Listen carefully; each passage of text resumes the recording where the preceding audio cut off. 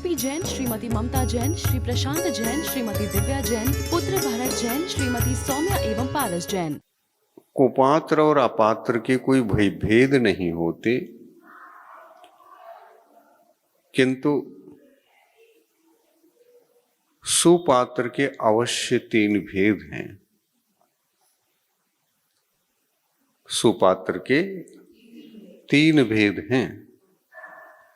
जगन्य सुपात्र, मध्यम सुपात्र और उत्तम सुपात्र। जगन्य सुपात्र कहने से यहां पर यह विचार तुरंत करना चाहिए, सुपात्र भी कह रहे हैं और जगन्य कह रहे हैं, और पात्र में जो गुण होते हैं उन गुणों का भी होना जरूरी है और जगन्य के रूप में होना जरूरी है। जगन्य गुण होने से पात्र को जगन्य कहा। यानी दान देने के लिए गुण होना चाहिए, दोष नहीं। जहां गुण होते हैं, जिस पात्र में गुण होने के कारण से पात्र गुणवान कहलाता है, गुणवान पात्र यदि गुणवान है तो उसकी भी कैटेगरी बन गई। किसी के पास कम भी होते हैं, किसी के पास उससे अधिक भी होते हैं और किसी के पास उससे भी अधिक होते हैं। इस प्रकार 3 भागों में पात्रों को बांट दिया गया है, जो सुपात्र हैं और गुणवान हैं। जगन्य सुपात्र तो पूरे गुणों को अपने जीवन में प्राप्त करने हेतु आगे आगे के पात्रों को फॉलो करके वैसे ही सद्गुण को धारण करते हुए मेरा भी आत्म कल्याण हो, इस प्रकार की सद्भावना रखता है। जगन्य सुपात्र का क्या लक्षण, ये देखेंगे। जगन्य सुपात्र जो मध्यम सुपात्र से कम गुण वाला होता है, इसलिए जगन नाम पाता है। तो गुण यानी क्या, दोष यानी क्या? गुणों को जो नाश करते हैं वो दोष हैं, और गुण दोषों के अभाव से प्रकट होते हैं। जो गुण हैं, दोषों को त्यागने से संकल्प पूर्वक आत्म कल्याण करने हेतु इस संसार का अंत होकर,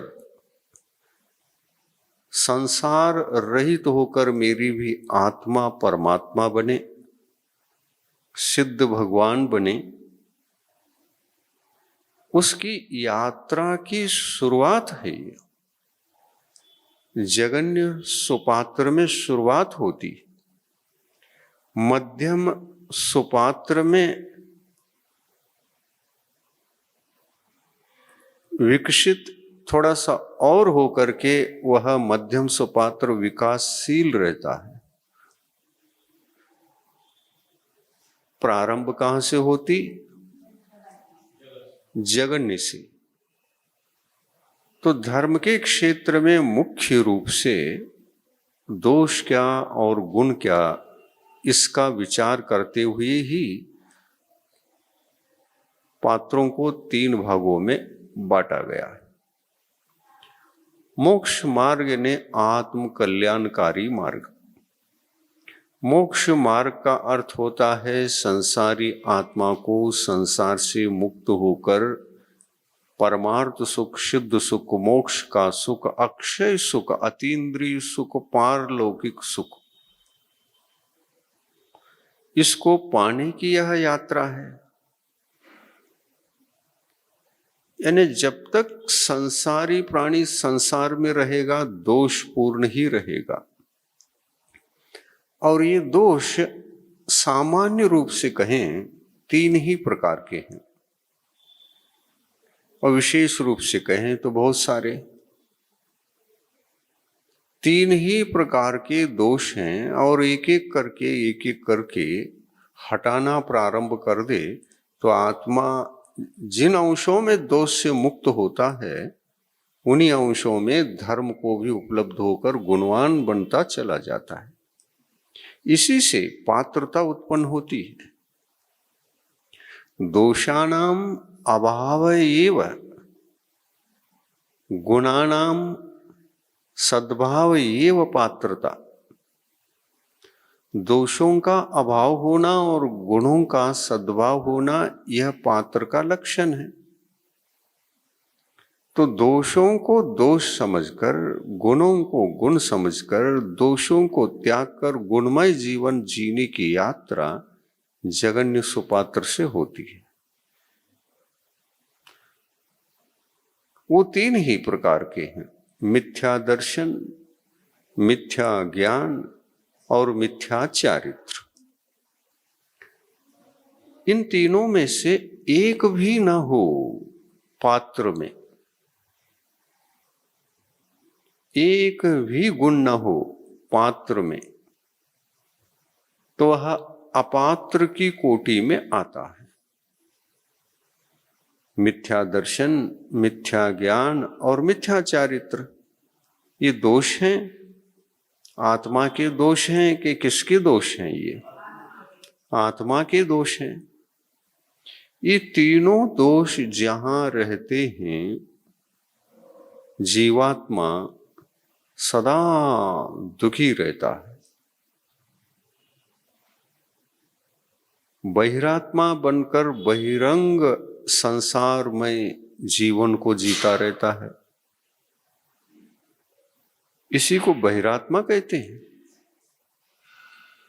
अगर इन 3 दोषों में से एक भी दोष को त्याग कर ले, जो आदि में त्यागा जा सकता है, वो तो मिथ्या दर्शन ही है। मिथ्या दर्शन त्यागा गया तो सम्यक दर्शन ऑटोमेटिक उसके साथ आने वाला है। अब एक ही बचता है। अगर उसको भी पूर्ण रूप से हासिल कर लिया तो उत्तम पात्र बन जाएंगे। और उत्तम पात्र बनने ही तो यदि शक्ति न हो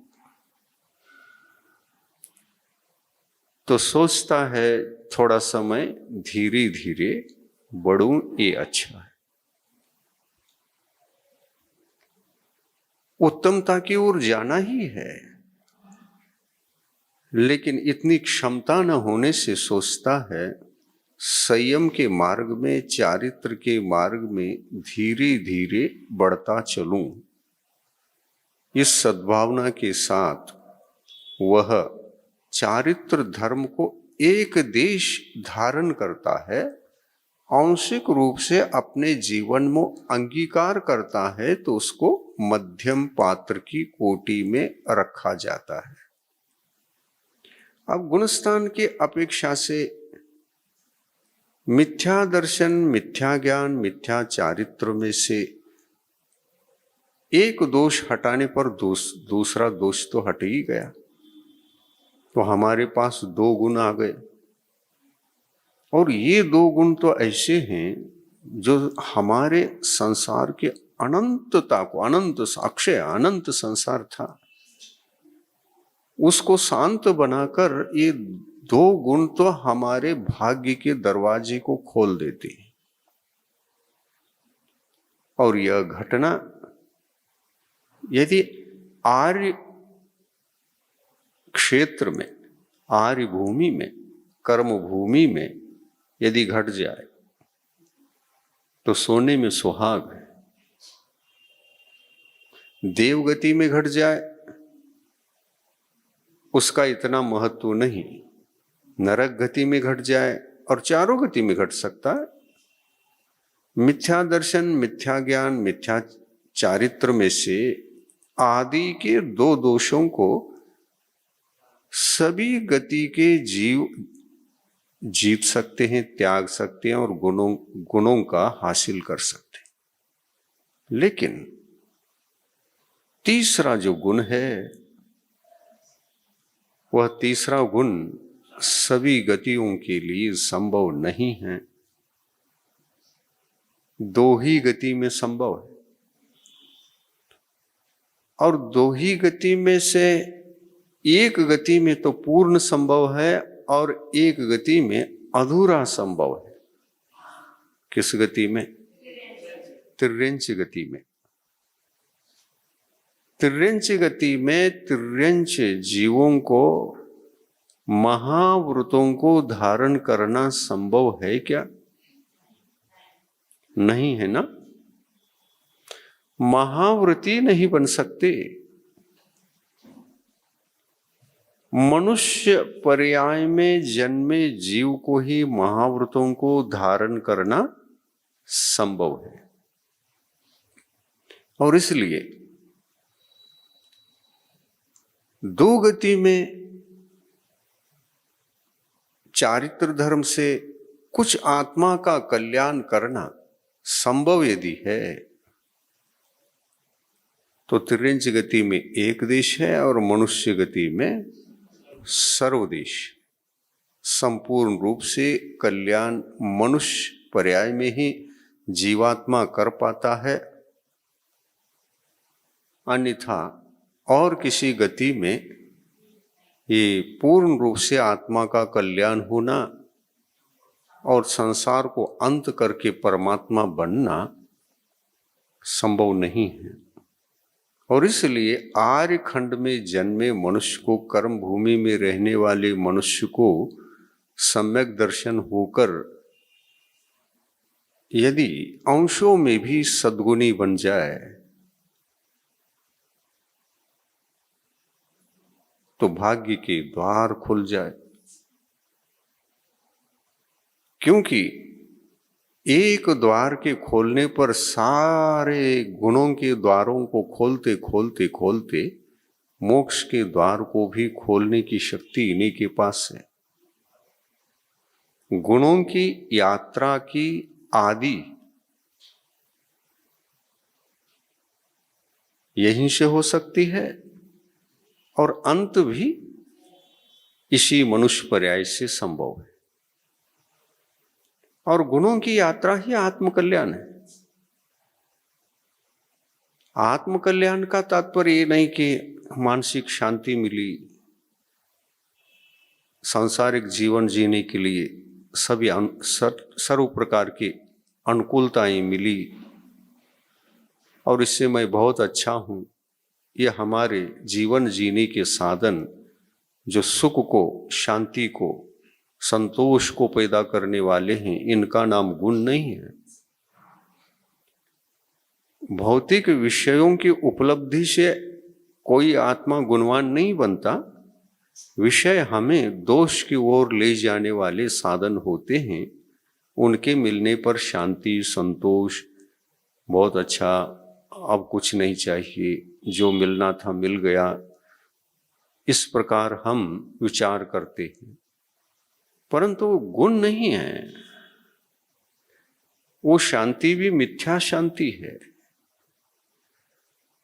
सांसारिक विषयों से सुख संतोष की उपलब्धि हो रही है तो कुछ नहीं हो रही है, क्योंकि ये सुख शांति पुनः दुख का उत्पादक है। अभी है, फिर दूसरे क्षण में नहीं, फिर इंतजार करना पड़ेगा। फिर दुखी होकर इंतजार करते हुए अनेकों विकल्प, संकल्प, विकल्पों में उलझना पड़ेगा। तो ऐसा तो संसार संबंधित सुख अनादिकाल से मिल रहा है, छूट भी रहा है। सुख के बाद दुख, दुख के बाद सुख, ये दोनों दशाएं केवल संसारी प्राणी संसार में रहते हुए आत्मा के एक भी गुणों को धारण न करते हुए वह दोषमय जीवन जीते हुए भी सुखी रहता है। उसी सुख का नाम है सांसारिक सुख, इंद्रिय सुख, भौतिक सुख। इस इंद्रिय सुख एवं भौतिक सुख को भोगते हुए कितना काल व्यतीत हुआ नहीं होगा। वैसे तो अनंत काल तो हमने अक्षय अनंत काल तो बिताया है निगोध पर्याय में। सभी पर्यायों से मूल पर्याय, सभी पर्यायों में मूल पर्याय यदि कोई है तो निगोध है।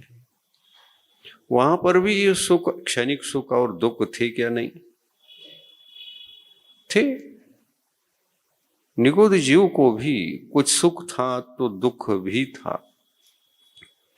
स्पर्शनेन्द्रिय केवल उसको एक ही इंद्रिय मात्र थी और उसके माध्यम से सुखी दुखी सुखी दुखी सुखी दुखी होता था। एक इंद्रिय और मिली तो भी तिर्यंच गति में है, वहां पर भी सुखी दुखी होता था। एक इंद्रिय और बढ़ गई तो 3 इंद्रियों का सुख बढ़ गया। सुखों की और दुखों की जो वृद्धि होती है, जितने प्रमाण में दुख उतने प्रमाण में सुख भी होता है। इंद्रिय इसमें कारण है। ये शरीर है और शरीर में इंद्रिय रूपी खिड़कियां हैं, ये द्रव्येंद्रियां हैं। भीतर भावेंद्रियां हैं और भावेंद्रिय क्षयोपशमिक ज्ञान के आश्रित हुआ करती है। क्षयोपशमिक ज्ञान, छद्मस्त का ज्ञान, संसारी जीव का ज्ञान भगवान के पास वे भी इंद्रियों से युक्त होते नहीं होते, ऐसा नहीं। भगवान को भी इंद्रियां, आंखें हैं, नासिका है, कान हैं। सिद्ध भगवान के कुछ नहीं होते, अरहंत भगवान के क्या नहीं है क्या? द्रव्येंद्रियों को अरहंत परमिष्टि के लिए माना है। अरहंत भगवान की द्रव्येंद्रियां होती हैं पर भावेंद्रियां नहीं होती, क्योंकि भावेंद्रियों का सद्भाव क्षयोपशमिक ज्ञान के आश्रय से है और इसलिए भावेंद्रियां अरहंत भगवान की नहीं होती, क्योंकि उनका ज्ञान क्षयोपशमिक ज्ञान तो है नहीं, क्षायिक ज्ञान है।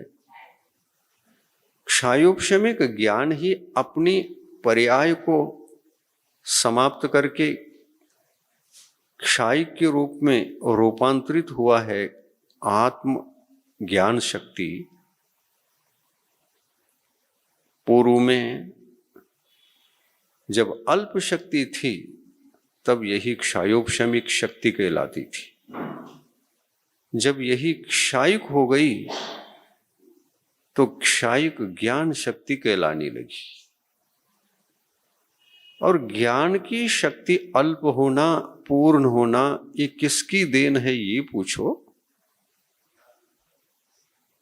तो अपनी ज्ञान शक्ति को दबाने वाले जो कर्म हैं वो है ज्ञानावरणी कर्म। और ये पर्याय कम शक्ति जितना कम हो, कम शक्ति जितने जितने प्रमाण में नीचे नीचे कम हो उतने उतने प्रमाण में हमारी ज्ञान शक्ति भी कुंठित है। मति ज्ञानावरणी, श्रुत ज्ञानावरणी, अवधि ज्ञानावरणी, मनःपरे ज्ञानावरणी, केवल ज्ञानावरणी, ये आवरणी कर्म हमारे ज्ञान शक्ति को कब्जा करके अनादिकाल से रखे हुए हैं। आवरणी कर्म 5 प्रकार के। जब तक हम भगवान बनने के सम्मुख अवस्था में नहीं पहुंचते, निकट नहीं पहुंचते, तब तक ये पांचों शक्तियां होती। और इसलिए जीव को छद्मस्त जीव कहा। ज्ञान की अपेक्षा से वह छद्मस्त है। जो अल्पज्ञ है वही छद्मस्त है, जो छद्मस्त है वही अल्पज्ञ है।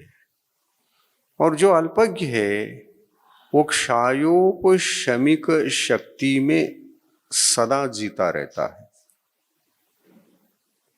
और इस शक्ति को जब क्षायिक बना लेगा तो वह क्षायिक शक्ति तो क्षायिक शक्ति होती है। इन पांच में से कोई भी आवरणीय कर्म नहीं रहता। और आवरणीय कर्म नहीं रहता है इसलिए वो क्षायिक बना, यानी पांच में से कोई बचा ही ना, इसलिए वो क्षायिक।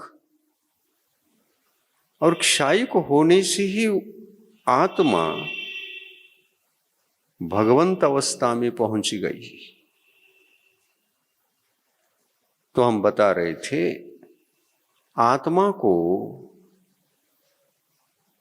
गुणवान जब कहते हैं तो गुणों को हासिल करने के 3 स्टेज होते हैं, जगन्य, मध्यम, उत्तम। ये रत्नत्रय धर्म की अपेक्षा से और रत्नत्रय धर्म के विरुद्ध जो दोष होते हैं उन दोषों की अपेक्षा से कथन है। और पात्रों में जगन्य पात्र, मध्यम पात्र, उत्तम पात्र, इन पात्रों की जो 3 प्रकार का विभाजन हुआ है गुण और दोषों के आधार से हुआ है। और इन्हीं 3 दोषों के, इन्हीं 3 गुणों के आधार से हुआ है।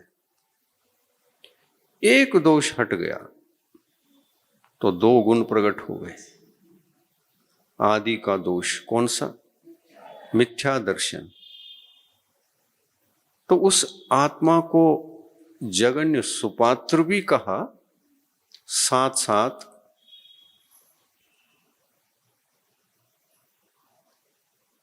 अंतरात्मा भी कहा, जगन्य अंतरात्मा।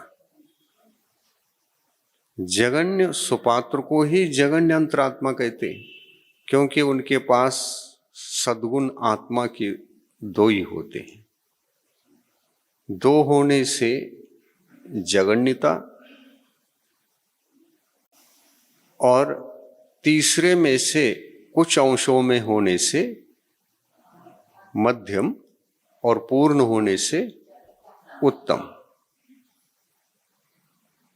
100 में से 1% भी चारित्र धर्म आया तो भी जगन्य अंतरात्मा की कोटि में आता है, जगन्य सुपात्र की कोटि में आता है। पात्रा पात्र की चर्चा यहां पर है। और दाता जो दान देता है सुपात्रों में ही देता है। कुपात्र और अपात्र में देने का सवाल ही नहीं उठता। कुपात्र और अपात्रों में, अच्छा ये बताइए, कुपात्र अपात्रों में कौन दान देता है? जरा इनका स्वरूप भी पहले समझते हैं। सुपात्र का मतलब जो आत्मा के सद्गुणों को जन्म देकर आत्मा के ही दोषों को दूर करने की यात्रा प्रारंभ कर दी है, वो सुपात्र की कोटि में आ गया।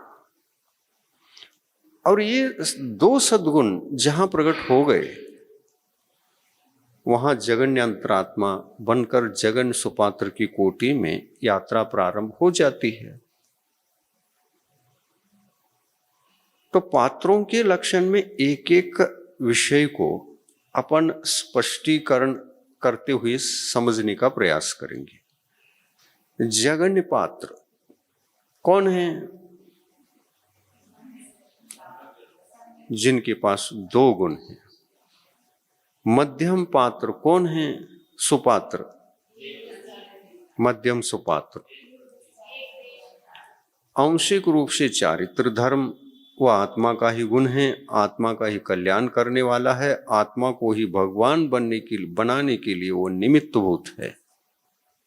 यात्रा प्रारंभ है। इनको भी अंतरात्मा कहा है। चारित्र धर्म आ गया तो भी अंतरात्मा, सम्यक गुण आ गया तो भी अंतरात्मा।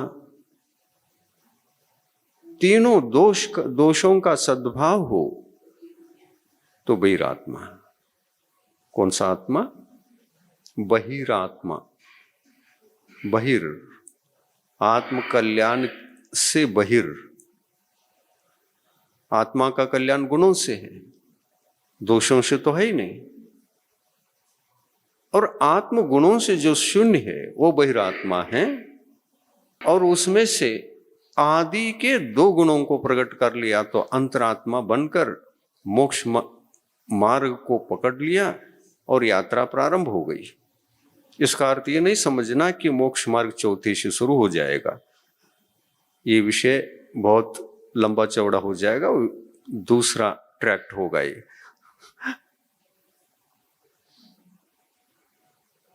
जगन्य अंतरात्मा जगन्य सुपात्र है, यही उनका लक्षण है। जगन्य सुपात्र कौन?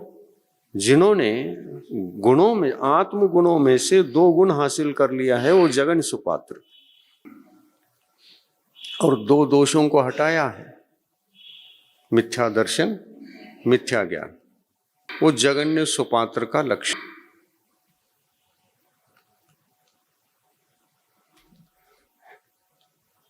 वो जगन्य सुपात्र है। ठीक है। मध्यम सुपात्र का क्या लक्षण? आत्म कल्याणकारी आत्मा का तृतीय गुण कौन सा धर्म? चारित्र धर्म, सम्यक चारित्र।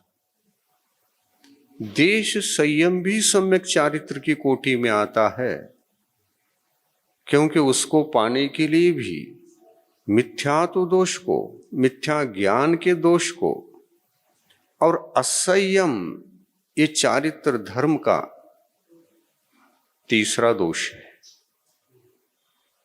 इस असंयम को भी देश रूप में जीतकर, देश रूप में ही जिन्होंने चारित्र धर्म को अपने जीवन में जागृत किया है,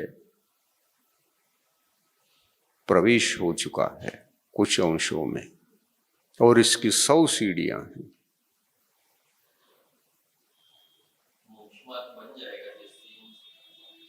अधूरे चारित्र धर्म से मोक्ष मार्ग की उत्पत्ति नहीं। मार्ग का अर्थ, अर्थात मार्ग का अर्थ है मार्ग, जहां पर ये तीनों निर्दोष हो। सदोष हो तो कैसे मार्ग? नहीं, तीनों निर्दोष चाहिए ना। तो चारित्र धर्म का दोष कौन सा? असंयम। तो असंयम को एक देश त्यागा और बाकी रखा है तो अधूरा है। तो अधूरे से अगर मोक्ष मार्ग जन्म ले ले तो मार्ग तो मोक्ष सिद्धि का उपाय है, और मोक्ष सिद्ध हो जाए और उसमें से एक देश चारित्र धर्म दोष भी है और निर्दोष भी है, वहां मार्ग की उत्पत्ति कैसे? असंयम के सद्भाव के कारण से आत्मा मार्गी नहीं कहलाता, मार्ग का साधक कहलाता है। मार्ग की ओर जा रहा है, मार्ग का श्रद्धावान कहलाता है, मार्ग के प्रति आस्थावान कहलाता है। मार्गी नहीं, मार्ग की आस्था, और मार्गी की भी आस्था। मार्ग कहोगे तो सम्यक दर्शन, सम्यक ज्ञान, सम्यक चारित्र, ये मोक्ष का मार्ग है। जहां मार्ग होता है उस आत्मा के भीतर मार्ग होता है, इसलिए मार्ग निर्दोष है। इसलिए मोक्ष मार्ग निर्दोष है क्या सदोष है? निर्दोष है।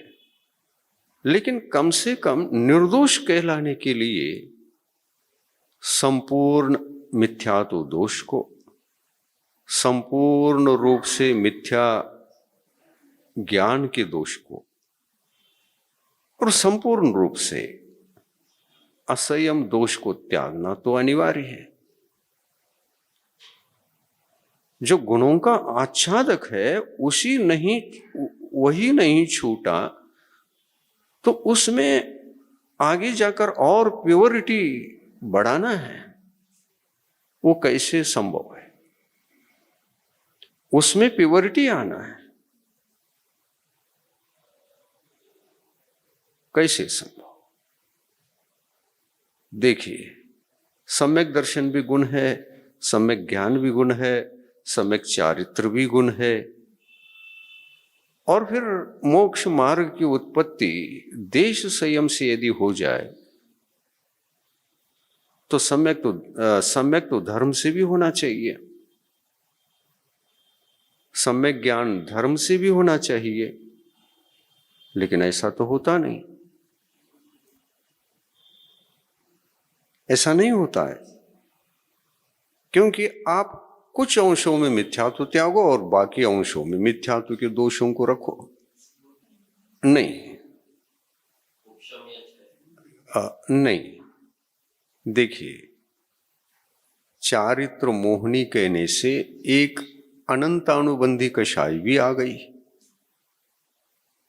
और चारित्र मोहनी कहने से चारित्र धर्म के घातक अन्य कषाएं भी आ गई। ये कषाएं टोटल 4 प्रकार की हैं।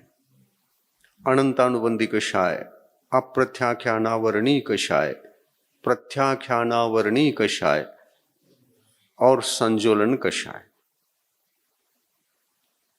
इनमें से आदि कषाय कौन सी? प्रारंभिक अनंतानुबंधी, द्वितीय अप्रत्याख्यान। जरा इन कषायों के संबंध में ध्यान दें। इनको चारित्र मोहनी कह दिया। चारित्र मोहनी कहने से ये चारित्र को नष्ट करने वाला ये अर्थ भी निकलता है। लेकिन सोचिए, चारित्र क्या एक प्रकार का है? नहीं। जिनेंद्र भगवंतों ने कहा चारित्र 2 प्रकार का होता है। एक वो जो संयम धर्म है, चारित्र धर्म है, वो नहीं। सम्यक तो भी तो धर्म है। सम्यक तो का भी कोई आचरण होता है कि नहीं होता? तो चारित्र 2 प्रकार का हो गया। सम्यक्त्व का आचरण रूप चारित्र और संयम का आचरण रूप चारित्र, वो संयमाचरण चारित्र और ये सम्यक्त्वाचरण चारित्र। क्या यह आगम में नहीं आया है?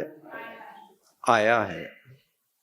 लेकिन अनंतानुबंधी कषाय को भी चारित्र मोहनी की कोटि में रखकर चारित्र मोहनी संज्ञा को प्राप्त होकर वह क्या संयमाचरण चारित्र का घातक हो सकता है? सम्यक्त्व का चरण चारित्र का तो घात हो जाएगा, क्योंकि उसका वही काम है और उसी के लिए वह नियुक्त है। सम्यक्त्व के आचरण संबंधी जो भी आचार विचार प्रवृत्ति इत्यादि होती हैं, उन प्रवृत्तियों को छोड़ना, सम्यक्त्व का समीचीन आचरण करना, ये सम्यक्त्वाचरण चारित्र है। और इसलिए सम्यक्त्व धर्म को भी आचरण करने में जो बाधक हो और सम्यक्त्व विनाशक जो आचरण हमारे होते हैं, जैसे अनायतनों में श्रद्धा बुद्धि और अनायतनों को पूजना, ये क्या आचरण नहीं? आचरण है। और मूर्ताएं 3 हैं, लोक मूर्ता, देव मूर्ता, गुरु मूर्ता। जिसमें देवत्व के लक्षण नहीं, उसको देव समझकर अज्ञान बुद्धि से, इसको देव मूर्ता कहते हैं। आचरण करने से उसको पूजता है। पूजने का जो कार्य है वो सम्यक्त्वाचरण चारित्र का घातक बाह्य कार्य है। वो द्रव्य सम्यक्त्व है। जैसे चारित्र धर्म होता है ना, द्रव्य चारित्र, भाव चारित्र, वैसा भी ये सम्यक्त्व भी सम्यक्त्व के बाह्य आचरण रूप जो क्रियाएं हैं वो द्रव्य चारित्र है। सम्यक्त्वाचरण चारित्र का वह बाह्य चारित्र है, यानी सच्चे देव शास्त्र गुरु की पूजा इत्यादि रूप जो आचरण है, आयतनों को ही भजनी रूप जो आयतन है, आचरण है, उस आचरण को द्रव्य सम्यक तो कहना ही चाहिए। और द्रव्य मिथ्या तो क्या है फिर? तो मिथ्या तो कर्म के उदय से अनायतनों को पूजना,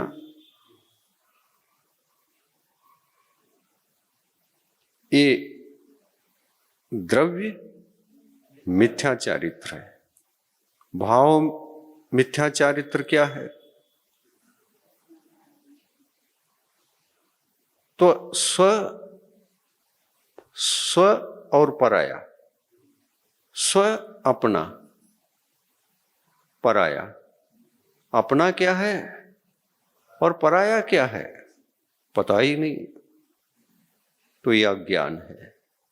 पता नहीं है तो अज्ञान है, और अज्ञान है तो अज्ञान बुद्धि से सोचा गया, आचरण किया गया, श्रद्धान किया गया, श्रद्धान रूप आचरण को और अनायतन की पूजा आदि रूप बाह्य आचरण को जो करना होता है, ये सब सम्यक्त्वाचरण चारित्र का घातक है।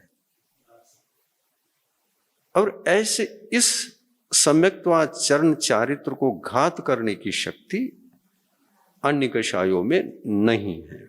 अब प्रत्याख्यानावरण, प्रत्याख्यानावरण और संज्वलन क्या है?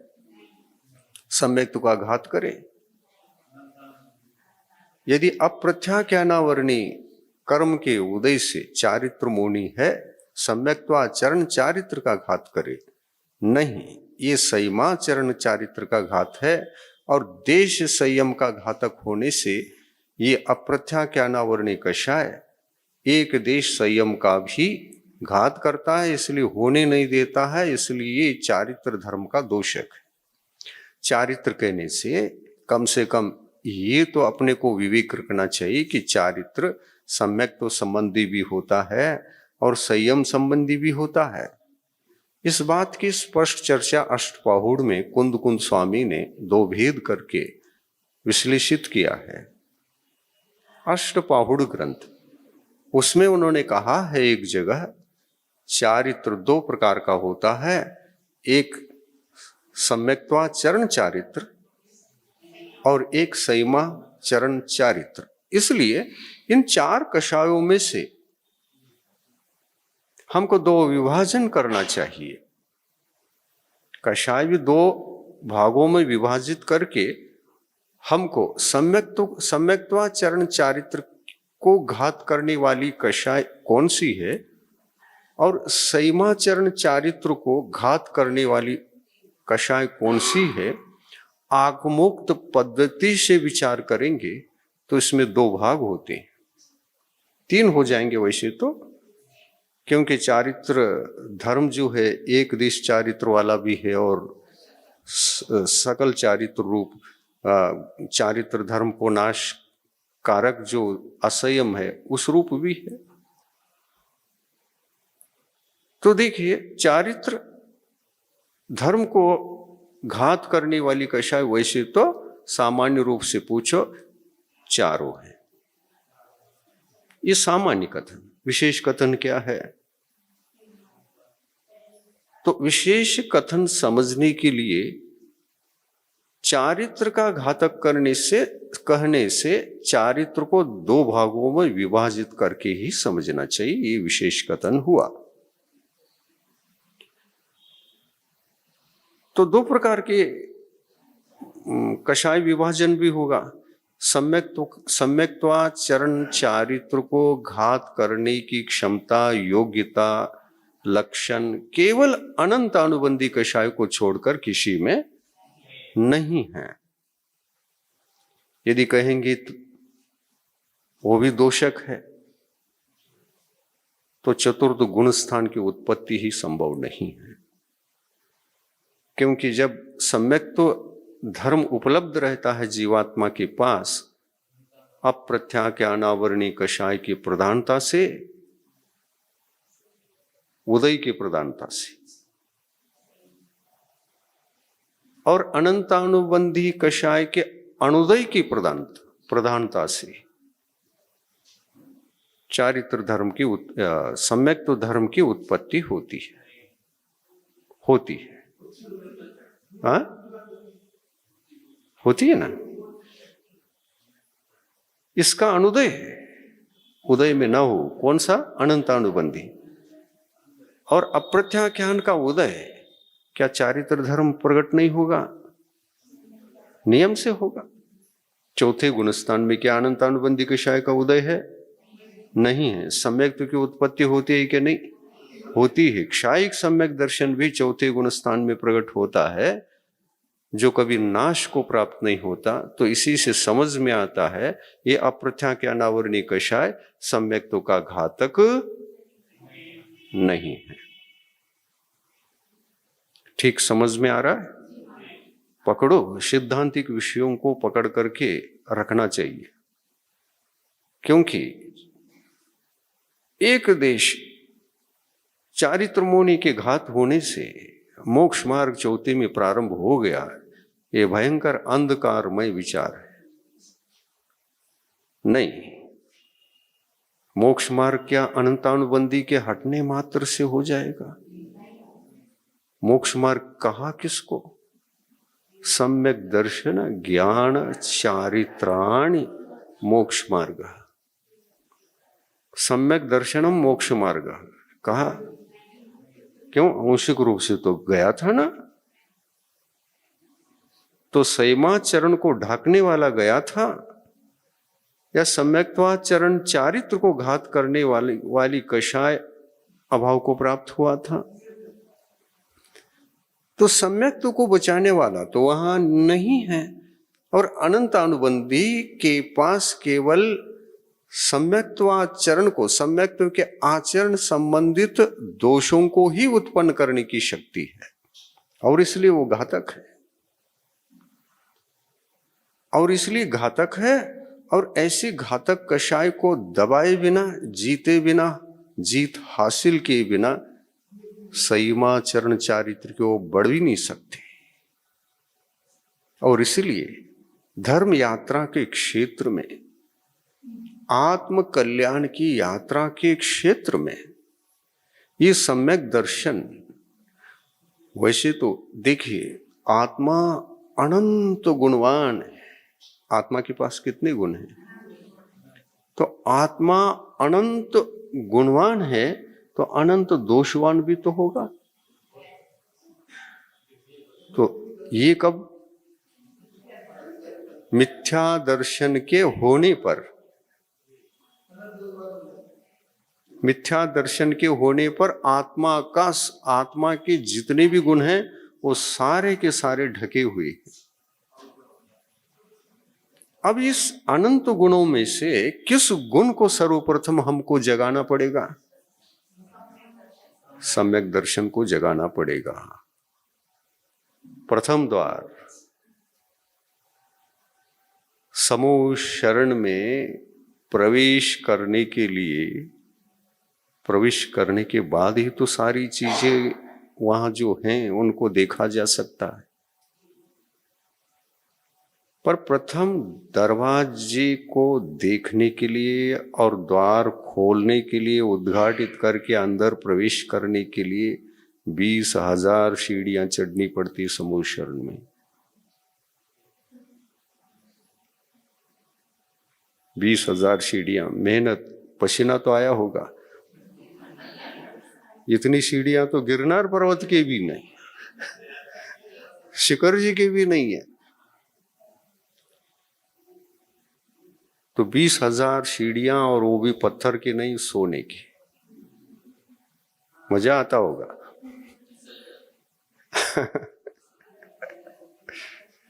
लेकिन बताया भगवान ने, थकान बिल्कुल नहीं आता जीव को। शिखर जी को चढ़ते समय भी कौन थकते हैं। यद्यपि वह शिखर जी पर्वत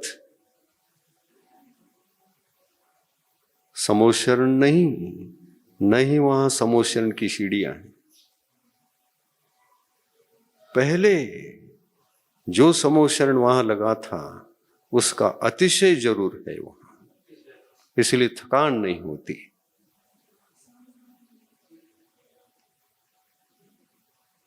ये बात अलग है कि हमारे पैरों में वो शक्ति नहीं है, हम डोली बना करके चलते, ये हमारी कमजोरी है। लेकिन जो पैदल चलते हैं, चढ़ते हैं, वो कभी थकते हैं क्या? देखिए, उसका कारण ये भी है, एक भौतिक कारण भी उसके साथ जुड़ा हुआ है, और एक पारमार्थिक कारण ये है कि हम वहां पहुंचते हमारे भाव एकदम पवित्र होते हैं। ये भावों की पवित्रता के लिए भी एक भौतिक शक्ति कारण है, और परमार्थ शक्ति तो कारण है ही। हम इस श्रद्धा और विशुद्धि से घर छोड़कर यात्रा करते हैं कि हमको 20 तीर्थंकरों की निर्वाण भूमि दर्शन करना है। मन कितना निकलते ही विशुद्ध हो जाता है। और फिर जब हम पहुंचे, उस पहाड़ को चढ़ने का शुरू किया, चढ़ने के लिए शुरू किया, तो विशुद्धि बढ़ती जाती है कि नहीं? यही है क्या पहाड़? ऐसा है क्या? क्या अद्भुत है! विशुद्धि और बढ़ती है, और आपका शरीर, तन, मन सब रोमांचित होकर के, प्रफुल्लित होकर के, सारे रोम रोम खुल जाते हैं। और उस वक्त ही आपके रोम रोम खुलने से वहां के जो पेड़ पौधे हैं वो ऑक्सीजन छोड़ रहे होते हैं, अपन ग्रहण कर रहे होते हैं, और शरीर से हम ऊर्जावान हो जाते हैं, और इसलिए वे थकान महसूस नहीं होता। डोली में बैठने को कहाँ थकान में? नहीं बैठना चाहिए, शक्ति आ जाएगी। धीरे धीरे चढ़ो, आराम से चढ़ो। वहां के भौतिक पेड़ पौधे वो आपको बल प्रदान करेंगे शरीर को। आप जितना श्वास भरेंगे, जितने कदम बढ़ेंगे, ऑक्सीजन उतना ही भरता जाएगा, कार्बन उतना ही विसर्जित होता जाएगा। ये भौतिक शक्ति है। और आप कहते हैं कि क्या पहाड़ में कौन सा चमत्कार है? पता नहीं। हम अपने घर के 10-20 सीढ़ियों को चढ़ते हुए थक जाते थे, वहां थकते नहीं। ये क्या महिमा है? आपको कल्पना में ये महिमा नहीं आती, क्योंकि वहां पर भौतिक रूप से ऑक्सीजन 100% है। पहले बहुत पेड़ पौधे थे, अब संख्या कम हो रही बताते हैं। हम जब गए थे 80 में, 83 में गए थे, अभी भी बहुत हैं।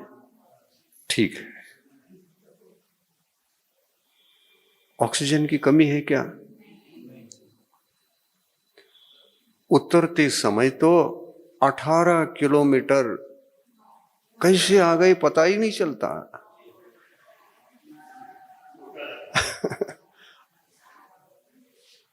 उतरते समय तो हम नहीं उतरते, पहाड़ हेल्प करता है, चलो चलो चलो चलो, निकलो निकलो निकलो निकलो, पहुंच जाते हैं।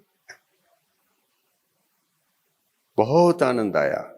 गुरुवर के साथ जब हम सीढ़ी चढ़ते थे, उतरते थे, उनके पीछे पीछे चलते थे, वंदना करते थे, डबल आनंद। एक तो गुरु के साथ और एक पहाड़, तीर्थंकरों की जन्मभूमि। अभी हमने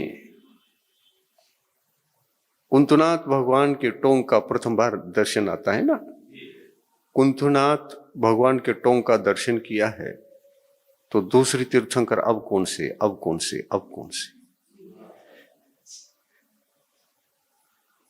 विशुद्धि भरी भावनाओं से हम जब आगे आगे बढ़ते हैं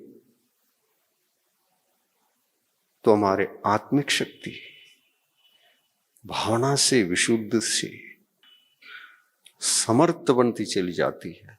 थकान होने नहीं, न आत्मा थकता है और न शरीर। शरीर को न थकने के लिए आत्मा भी कारण बनता है और ऑक्सीजन भी कारण बनता है। इस तरह से वहां महिमा अलग है। वो घर में कहां मिलेगा यार, 20 सीढ़ी चढ़ते समय भी नहीं मिलता, जरा भी नहीं। चारित्र मोहिनी कर्म, एक सम्यक्त्वाचरण चारित्र धर्म को, धर्म के प्रति प्रथम सीढ़ी को, सीढ़ी के चढ़ने के आचरण को कुंठित करने वाला अगर कोई है तो एक ही मात्र अनंत अनुबंधी कषाय है। और संयमाचरण चारित्र को जरा भी उत्पन्न होने नहीं देता। वो धर्मीता, वो स्वभावशीलता अगर किसी में है तो अप्रत्याख्यानावरणी कषाय में है। और जहां पहुंचने पर हमको मोक्ष मार्ग उपलब्ध ही होने वाला होता है, ऐसे छठे सप्तम गुणस्थान में उमा स्वामी आचार्य देव कहते हैं मोक्ष मार्ग। वहां चारित्र धर्म कौन सा है? वो सम्यक दर्शन ज्ञान चारित्राणि मोक्ष मार्ग। वो चारित्र धर्म कौन सा? संयमाचरण चारित्र। वो देश चारित्र के रूप में हो तो भी असंयम का सद्भाव है। और इसलिए मार्ग की उत्पत्ति में परिपूर्णता का कार्य ही नहीं है तो मार्ग की उत्पत्ति भी कैसे हो सकती है? तो मार्ग की उत्पत्ति में बाधक और कुछ है तो उसको भी हटाना पड़ेगा। और इसीलिए पंचम गुणस्थान को भी मोक्ष मार्ग नहीं कहा है। हाँ, मोक्ष मार्ग की उत्पत्ति के संबंध में अगर चर्चा करना चाहते हैं तो पंचम में है या नहीं इसकी चर्चा करो, क्योंकि वहां पर एक देश तो प्रकट हुआ है, चारित्र धर्म, चारित्र गुण को नाश करने वाला, संयम गुण को नाश करने वाला एक देश तो प्रकट हुआ है। और प्रकट हुआ है तो एक देश तो प्रकट हुआ है, यहां पर तो मोक्ष मार्ग शुरू होना चाहिए, मोक्ष मार्ग की उत्पत्ति होना चाहिए। ये चर्चा का विषय बन सकता है। लेकिन चौथे गुण स्थान में अंश मात्र भी चर्चा भी नहीं हो सकती, क्योंकि मार्ग की उत्पत्ति 3 से है, 2 से नहीं। हां,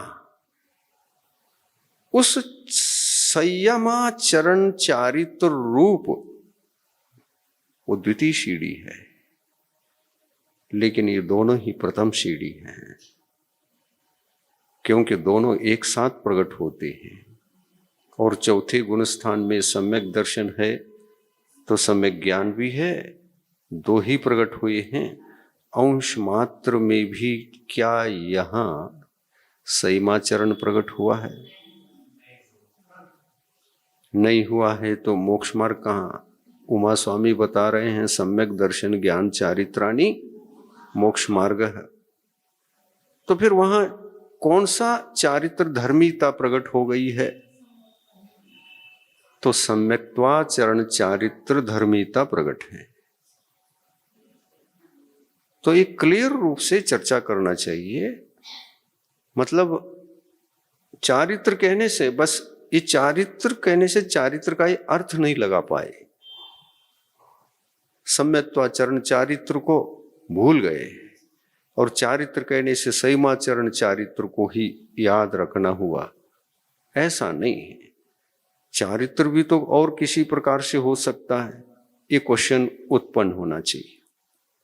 तो दो प्रकार का हमने बता दिया कि एक सम्यक्त्वाचरण चारित्र और एक सईमाचरण चारित्र।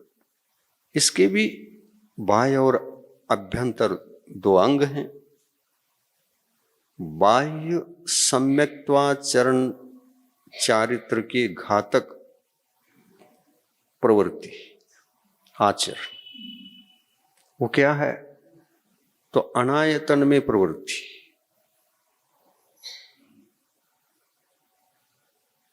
मिथ्या, देवगुरु शास्त्र तीन, और इनसे जुड़े हुए देव मूर्ता वाले तीन, एक देव मूर्ता से और एक गुरु मूर्ता से और एक लोक मूर्ता से। तो ये तीनों भक्त सम्यक्त्व के द्रव्याचरण से भी च्युत हैं, द्रव्य चारित्र के आचरण से भी च्युत हैं।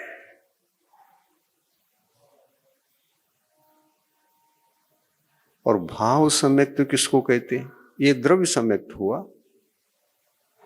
भाव सम्यक्त्व किसको कहते हैं? आत्मा के श्रद्धा रूप परिणति सम्यक्त्व की दिशा में हो और आत्मा के सद्गुण सम्यक दर्शन की प्राप्ति की दिशा में हो, तो उस समय उस दिशा में बढ़ते समय कोई ना कोई भीतरी ऐसी जो कषाय है, ऐसा जो कर्म प्रकृति है, वो भी तो कारण है जो हमारे भाव सम्यक्त्व का घातक है कि नहीं? होना ही चाहिए। और वो है, वो कौन कौन है? तो यहां पर भाव सम्यक्त्व धर्म को घातने के लिए द्रव्य सम्यक्त्व का घात तो अनायतन ने कर लिया, भाव सम्यक्त्व को घातने के लिए यदि कोई कारण है तो कर्म है। वो कर्म भी निमित्त मात्र हैं, लेकिन अंतरंग निमित्त तो अज्ञान है, अज्ञानी आत्मा है जो धर्म को समझता ही नहीं, न आत्मा को समझता, न पर द्रव्यों को समझता, कुछ न समझता। अज्ञानी आत्मा है कि ज्ञानी है? वो आत्मा और शरीर क्या है पता नहीं, आत्मा के सद्गुण क्या हैं और आत्मा के दुर्गुण क्या हैं ये भी पता नहीं, और क्या पूजने से क्या उपलब्ध होता है ये भी ज्ञान नहीं। ऐसी आत्मा को अज्ञानी आत्मा कहते हैं। और अज्ञानी आत्मा के द्वारा किए जाने वाले जितने भी कार्य होते हैं वो मिथ्या चारित्र की कोटि में आते हैं। मिथ्या चारित्र की कोटि में आते हैं। और यहां पर भी मिथ्या चारित्र दो प्रकार का होगा, सूक्ष्मता से समझिए, बड़ा गहन हुशे। मिथ्या चारित्र भी दो प्रकार का है। वहां पर भी जिस चारित्र धर्म को स्वीकार करके हम धर्म समझते हैं, मैं धर्मात्मा बन गया, कैसे? मैं जीव हिंसा से बच गया। जीव हिंसा से बचना ये सम्यक्त्वाचरण चारित्र का अंग नहीं हो सकता, ये संयमाचरण चारित्र का अंग है। और मोक्ष मार्ग में प्रवृत्त एक दिगंबर मुनि संयमाचरण चारित्र को पालन करते हैं तो क्या त्यागते हैं? हिंसा को त्यागते हैं। षटकायिक जीव की हिंसा के त्याग से वे द्रव्य चारित्र धर्म को पा लेते हैं। और द्रव्य चारित्र धर्म को जहां वो प्राप्त करने का प्रयास करते हैं, वो उनको परिग्रह छोड़ना पड़ता है। 10 प्रकार के बाह्य परिग्रह ये जीव हिंसा की ही कारणीभूत साधन है। जरा भी बाह्य परिग्रह में से कोई परिग्रह है, वो आपका विषय है, बाह्य विषय वस्तु है, उसी को परिग्रह कहा। बाह्य विषय वस्तु ही अपने जीवन के बाह्य परिग्रह कहलाते हैं। बाह्य परिग्रह कितने हैं? 10 हैं। क्षेत्र, वास्तु, हिरण्य, सुवर्ण, धनदान, दासे, दास, कोप्य और भांड। इन्हीं वस्तुओं को विषय भी कहते हैं, इंद्रिय विषय। इंद्रिय सुखों की उपलब्धि के लिए इन्हीं वस्तुओं को संग्रहित करते हैं और इंद्रिय जनित सुखों को भोगते हैं। ठीक है? और जो हमारे लिए इंद्रिय सुख के कारणीभूत हैं, वे पर जीवों की हिंसा के लिए, प्राणघात के लिए भी तो कारण हो सकते हैं। नहीं हो सकते? क्षेत्र ने क्या? बाह्य परिग्रह क्षेत्र ने भूमि। खेत भी हो सकता, आपका घर की भूमि भी हो सकती है, किंतु उसको अलग कर दिया, वास्तु कह दिया। द्वितीय नंबर में रखा क्षेत्र, वास्तु, हिरण्य चांदी, सुवर्ण सोना, धन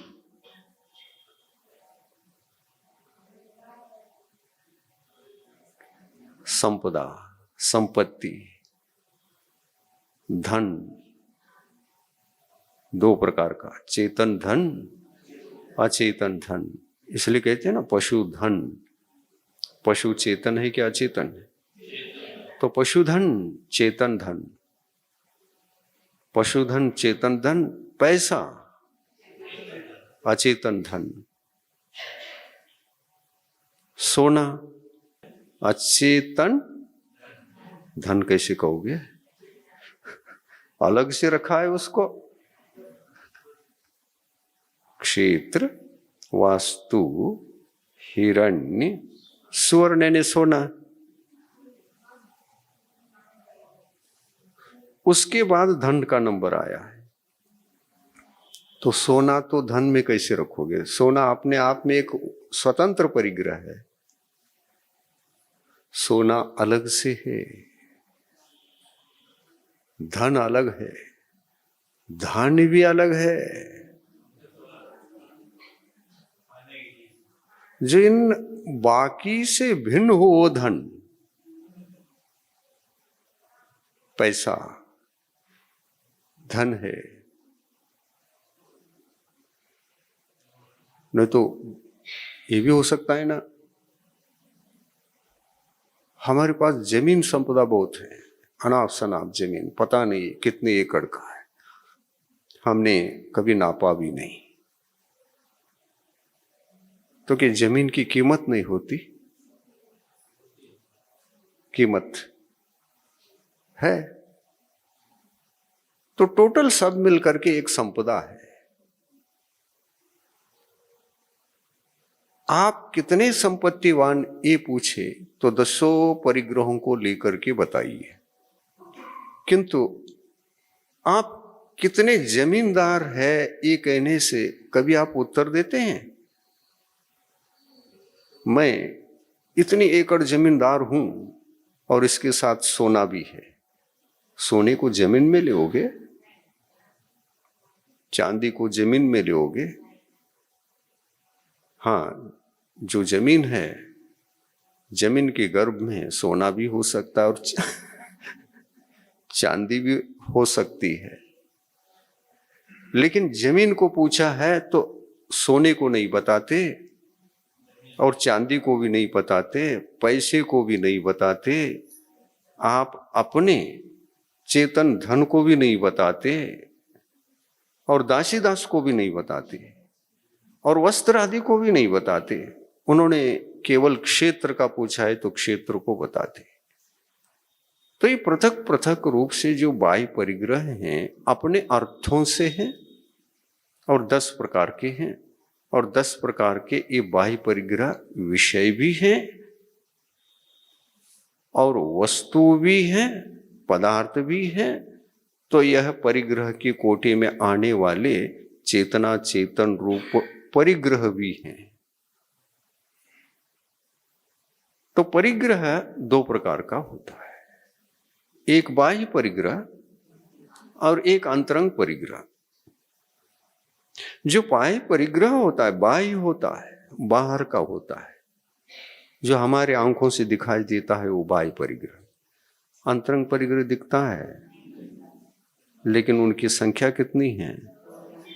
14 संख्या में है, 4 ज्यादा ही है, और वो 10 हो गए बाहर के और ये हो गए 14 अंतरंग के, दोनों मिलकर के कितने हो गए?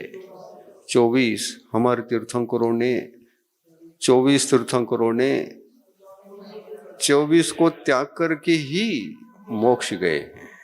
पूज्य गुरुवर के श्रीमुख से कल के भाग में जाने मूर्छा बुद्धि की चरम सीमा क्या है। दान देते समय जो दाता के पास देने के लक्षण होना चाहिए,